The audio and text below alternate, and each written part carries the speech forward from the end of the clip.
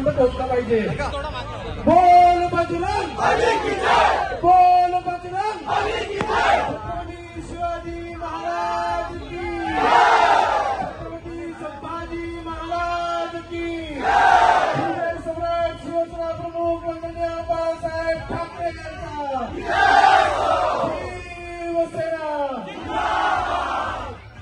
गेल्या वर्षी याच व्यासपीठावर विश्वास दर्शवला होता।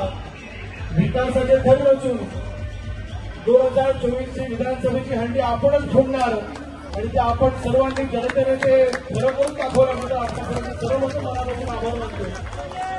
समन्वय रमणाथभाईंनी खेड तालुक्याचा अविरत असा विकास केला। त्या विकासाला जोड म्हणून आपण आजही विकास करतोय, आपल्या मतदारसंघात आणण्याचा प्रयत्न करतोय। आपल्या खेड तालुक्याचं नाव रमणाथभाईंनी समग्र महाराष्ट्राने उज्ज्वल केलं। त्या खेड तालुक्याच्या विकासाच्या दृष्टीने अजून निधी आणावा, अजून आपण पुढे घेऊन जावा असा आपला प्रामाणिक प्रयत्न असताना आपण सोडून दिलेला आशीर्वाद नक्कीच माझ्याकरता अमूल्य आहे। आपल्या खेड तालुक्याला पुन्हा एकदा राज्यमंत्रीपद मिळालेला आहे। हा एकट्या योगेश कदमचा बहुमान नाही, आपल्या खेड तालुक्यामध्ये प्रत्येक नागरिकाचा हा बहुमान आहे। नक्कीच या राज्यमंत्री पदाच्या माध्यमातून आपल्या खेड तालुक्याचा विकास, सर्वांगीण विकास कसा करता येईल यासाठी माझे प्रयत्न हे कायम असतील विश्वास दर्शवतो। शिवसेनेच्या वतीने गेली अनेक वर्ष आपण हा हिंदू सण आपण अतिशय उत्साहामध्ये आपण साजरा करतोय।